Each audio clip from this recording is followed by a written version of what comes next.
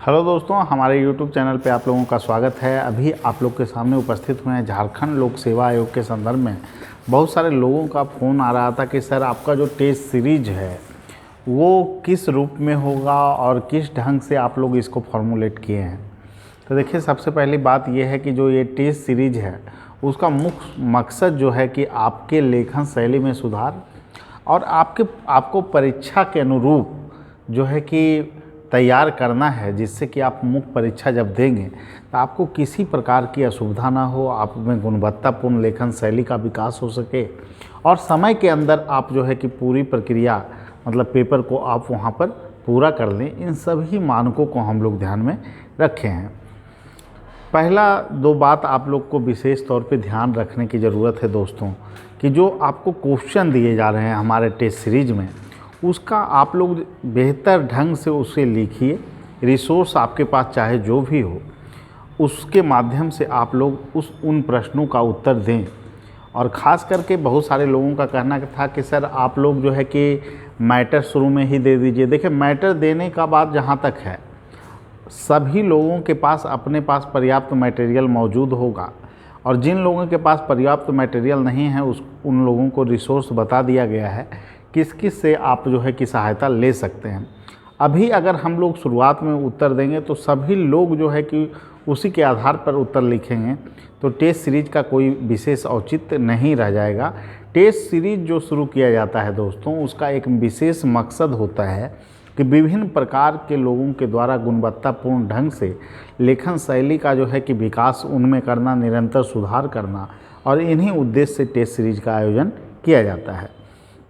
अभी जब तक पीटी नहीं आया है, पीटी का रिजल्ट नहीं आया है, तब तक हम लोग हर एक सेक्शन, जो जीएस का जो 4 सेक्शन आप लोग को दिया गया है, उससे लगभग हम लोग जो है कि 8 से 10 क्वेश्चन हर एक सेक्शन से कर लेंगे।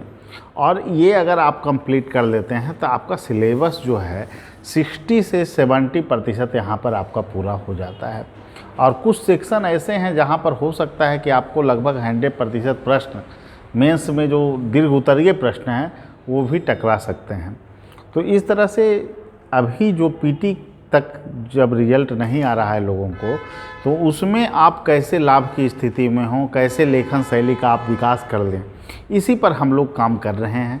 जैसे ही रिजल्ट आएगा हम सेकेंड स्तर पे आ जाएंगे और टेस्ट सीरीज शुरू हो जाएगा। वो बिल्कुल परीक्षा के पैटर्न के अनुरूप होगा, जिसमें आपको समय के अंदर लेखन शैली का विकास करना, जिसका उद्देश्य है, और गुणवत्तापूर्ण ढंग से आप लिख पाते हैं या नहीं, इसका हम लोग जो है कि इसको हम लोग जांच करते हैं। और क्या कितना अंक इसमें मिल सकते हैं, कैसे इसमें सुधार किया जाए, इन सभी चीज़ों पे काम किया जाता है, जो कि टेस्ट सीरीज का मुख्य मकसद होता है।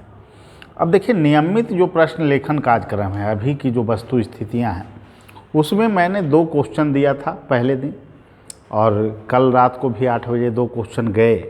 उसमें हम लोगों ने देखा कि जो उत्तर लोग लिख रहे हैं उसमें जो है कि आंसर लिखने की जो प्रक्रिया है उसमें रूपरेखा का सही ढंग से पालन नहीं हो रहा है।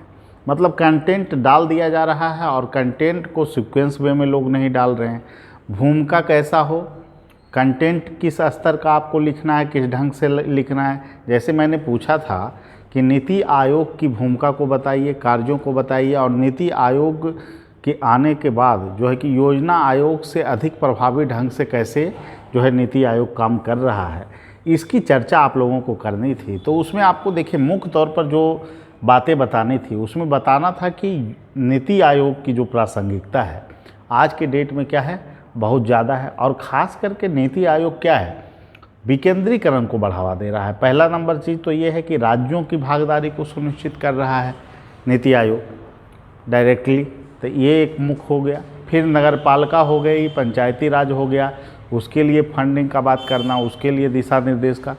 जैसे केंद्रीकृत योजना पर जो है कि बल आपको देता था ये योजना आयोग, जबकि नीति आयोग जो है ज़्यादा विकेंद्रीकरण योजना पर बल दे रहा है। इसमें नवाचार के लिए जो है कि विभिन्न प्रकार के विशेषज्ञों को भी बुलाने और उनके दृष्टिकोण लेने की बात की गई है, जबकि योजना आयोग में ऐसा कोई विशेष कॉन्सेप्ट नहीं था। तो इन्हीं सारे आधारों पर आपको पुष्ट करना है कि नीति आयोग अधिक व्यापक है। और ख़ास करके अगर देखें तो एक परिकल्पना नीति आयोग के द्वारा उभारी गई है कि सहयोगात्मक संघवाद तो हो, लेकिन साथ में प्रतिस्पर्धात्मक संघवाद भी होना जरूरी है। और उसके लिए बहुत सारे मानक जो है तय किए गए हैं, बहुत सारे सूचकांक तय किए गए हैं, जैसे नवाचार से संबंधित, प्रशासनिक दक्षता से संबंधित, कौन राज्य ज़्यादा नवाचार कर रहा है, प्रशासनिक रूप से कौन राज्य जो है कि सही ढंग से कार्य कर रहा है, स्वास्थ्य के क्षेत्र में कौन सा राज्य सही ढंग से काम कर रहा है, शिक्षा के क्षेत्र में कौन सा राज्य सही ढंग से काम कर रहा है, और सभी के संदर्भ में सूचकांक, जिससे कि राज्यों के बीच आपस में प्रतिस्पर्धा हो और सभी राज्य जो है कि आगे बढ़ें। और इसका दृष्टिकोण यही है कि जब राज्य सशक्त होंगे तो स्वतः ही देश सशक्त होगा, यहाँ के नागरिक सशक्त होंगे। तो इसका जो परिकल्पना है वो व्यापक है।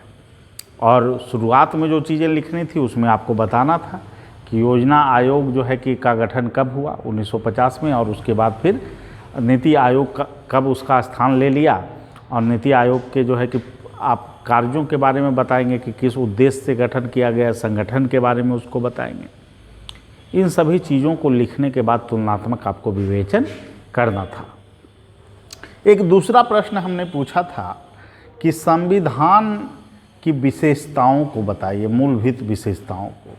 अब इसमें जो लड़के लिखे हैं उसमें सीक्वेंस का इसमें भी अभाव मैंने पाया है। जब आप किसी चीज़ की विशेषता को लिखते हैं तो उसकी मूलभूत जो अवधारणा है, मूलभूत विशेषता है, उसको क्रम में आप लोग ऊपर लिखें।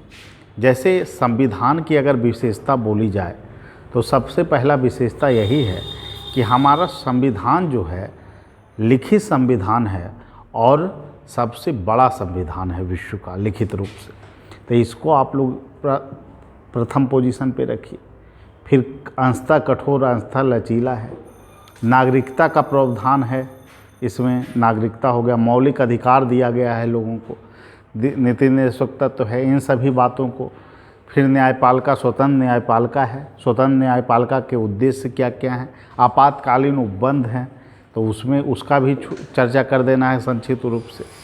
और सभी फिर बताना है, कहा जाता है कि आपको विशेषता के संदर्भ में जब शुरुआत आप लिखिएगा कि इसके संदर्भ में जो है कि मूलभूत विशेषता है कि विभिन्न देशों के जो अच्छी चीज़ें हैं उसको समायोजित की गई है और 1935 के अधिनियम का विशेष प्रभाव पड़ा है। इस ढंग से भूमिका बना लीजिए, सारी विशेषताओं को आप दर्शा लीजिए और फिर निष्कर्ष एक प्रभावी और संतुलित हो।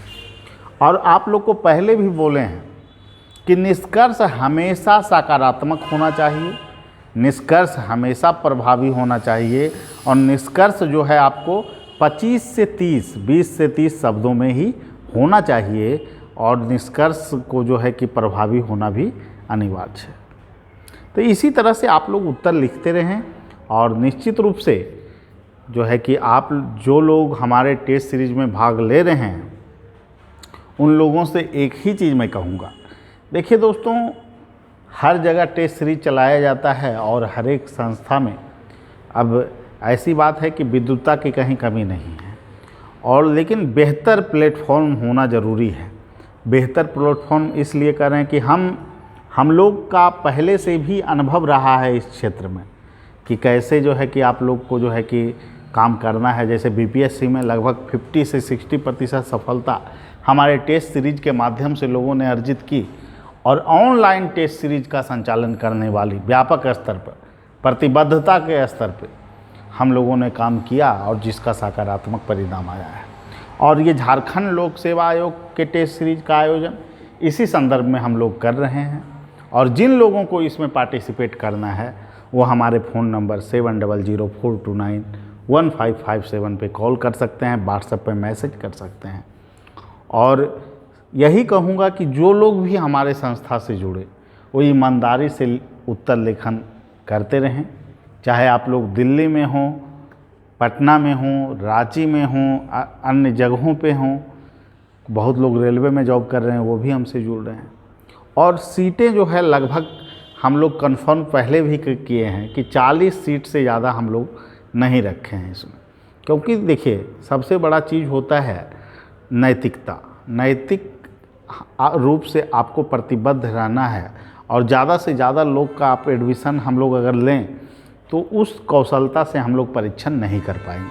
जैसे बीपीएससी में जो था उसमें हम लोग 80 तक लेते थे मैक्सिमम, लेकिन इसमें हम लोग 40 ही किए हैं, क्योंकि पेपर ज़्यादा है और इसमें प्रतिबद्धता के साथ मूल्यांकन भी करना है, क्वेश्चन भी बनाने हैं और सब चीज़ वर्क रहता है। तो इसीलिए मैंने बोल दिया है पहले से ही कि 40 से अधिक एडमिशन इसमें संभव नहीं है, और प्रतिबद्धता के साथ इसे हम लोग करेंगे और निश्चित रूप से इसमें विशेष तौर पे सफलता भी हम लोगों को मिलेगी। तो जिन लोगों को टेस्ट सीरीज में शामिल होना है आप लोग हो सकते हैं। ठीक है, सभी लोगों को धन्यवाद, फिर मिलेंगे अगले वीडियो।